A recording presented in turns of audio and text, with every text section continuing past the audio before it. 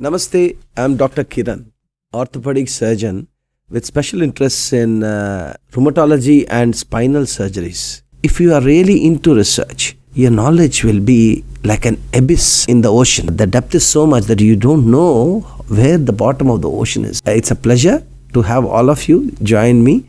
I welcome this program globally. I'm starting in the orthopedic side. My concentration is spreading the knowledge of education which I achieved to all of you. Hi everyone, my name is Dr. Nikhil Bharadwaj.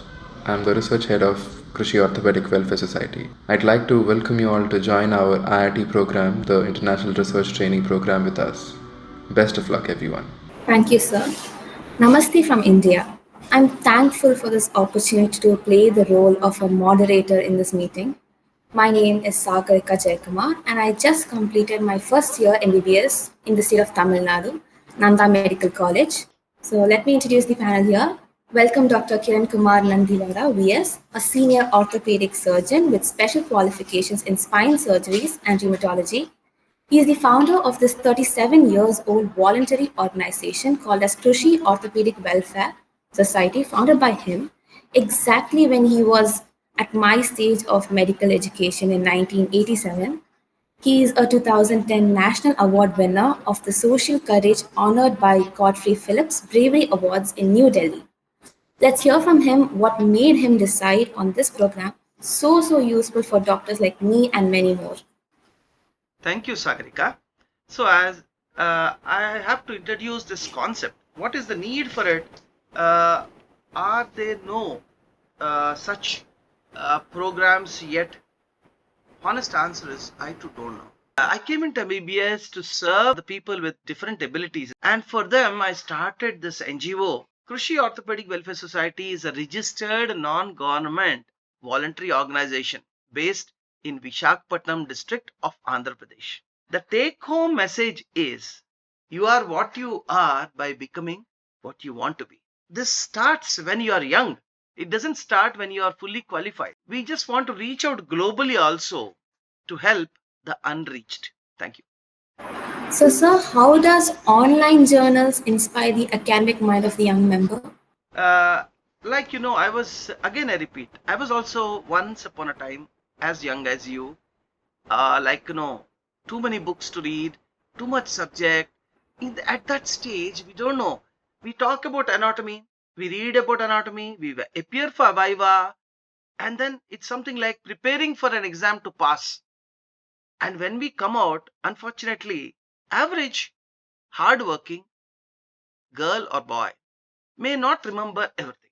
In India, for example, when we have many social strata, people coming from all walks of life. Some people are not in English medium at all. They suddenly come into a professional subject taught in professional medical writing, and they're so confused. They cannot cope up with it. They just leave and go. There is a need for a mentor, and that's exactly the role I want to take up.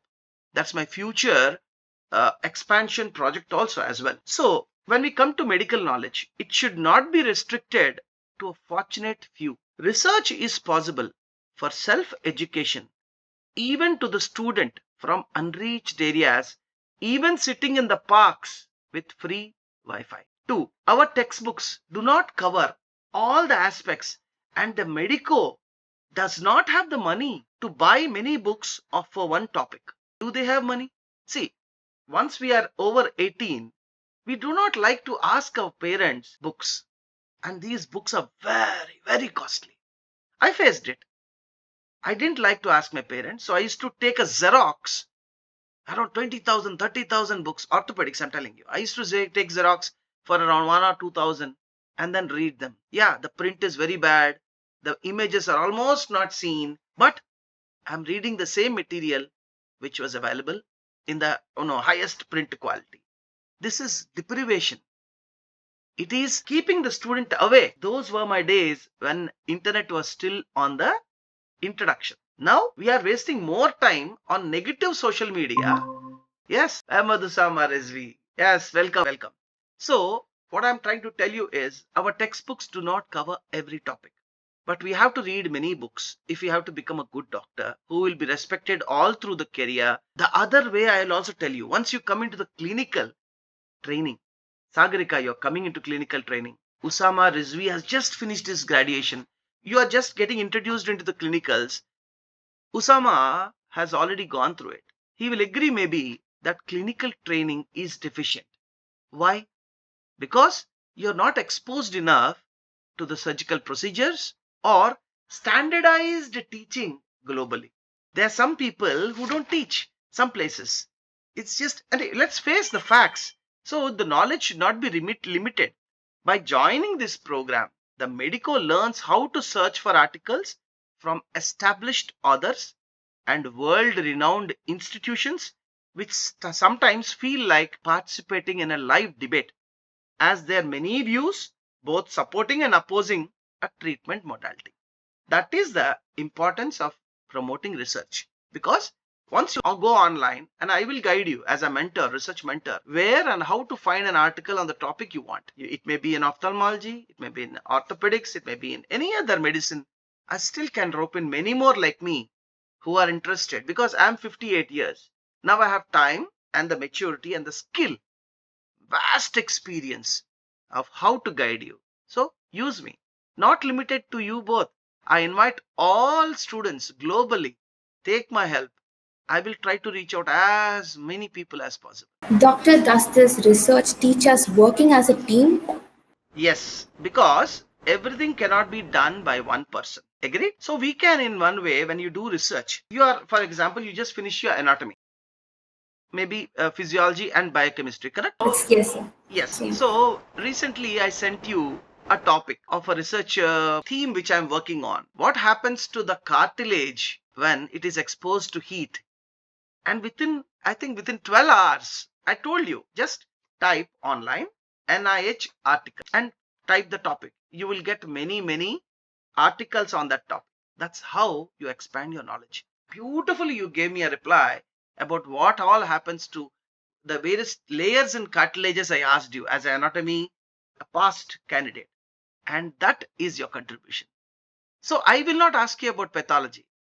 I will ask Usama Ahmad Rizvi about anything else like pathology or the clinical manifestations or even the orthopedic aspects for him to contribute. Meaning, each level of MBBS, medical graduation, trainee, study, medico, can contribute to whatever extent they have passed. What are the topics you're going to cover in the next year?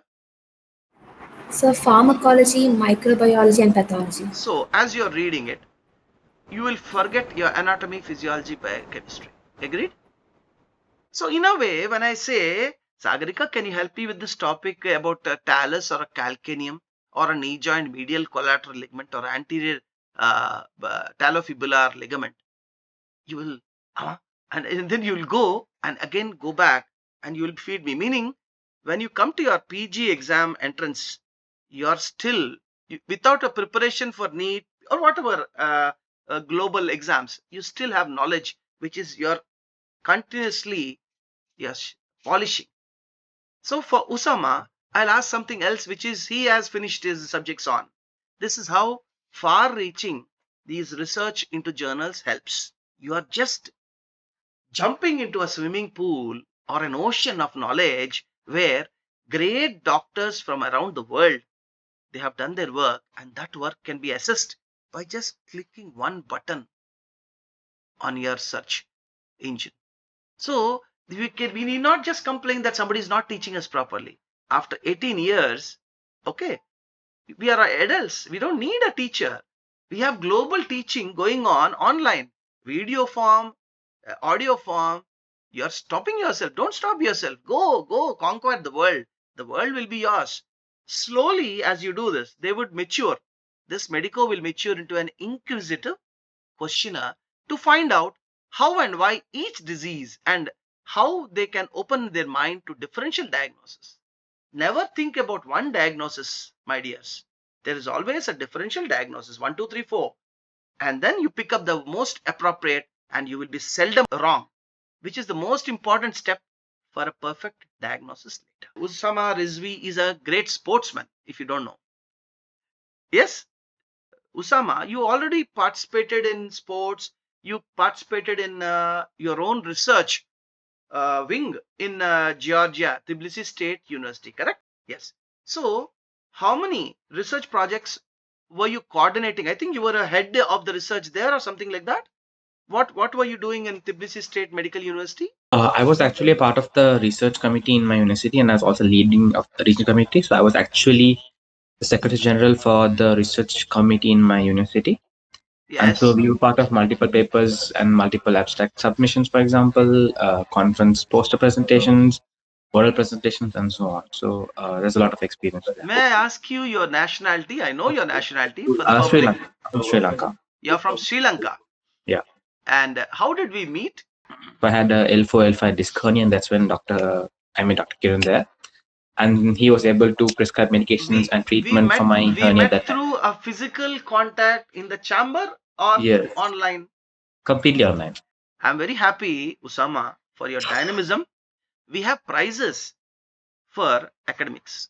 We have prizes for extracurricular activities. Gold medals in anatomy, in physiology, in pathology. Do we have any research promoting activities in MBBS that you know in your college? So my university has, but it's not very extensive in that regards. People who are actually interested usually join that, but most students aren't a part of the research work. So it's just very small percentage of the batch. For example, my batch, for example, maybe out of 100% of students, maybe 10% of them actually participate in research. The rest of them don't participate at all. To become a good doctor, your soulful service to God, whichever faith we belong to, is our service. So I will always stress in medical colleges, all medical colleges, research activities and medals for people to promote and encourage them must be introduced. This is a small step for me, through all of you to do it. At the end of one's graduation, if some student has acquired one or two publications, at least as a research trainee, will it not enhance the joy for the student and give the CV a permanent attraction for selection in the future projects, whatever you want to go for PG or a research program? And abroad also, definitely if two people have the same CVs, qualifications, a person with publication is given respect. So, sir, how many youngsters have you already encouraged, and can you name a few of them? Yes. See, in Georgia, there is a doctor, maybe your classmate Usama, Dr. Aditya Iyengar. He has come to me, in touch with me after seeing my activity in LinkedIn. Now you are the youngest one in our group, and really, you're like my daughter. I'm so proud of your parents. So God bless you. Now Usama is here. There's one more doctor, Eunice Mithaiwala, and Tisa Thomas. She's also into MBBS. She also is going to join us in the future. And many more are really aspiring to come into it. So we have an enrollment form which I will give so that people can use it and send me back to cows.foryou@gmail.com.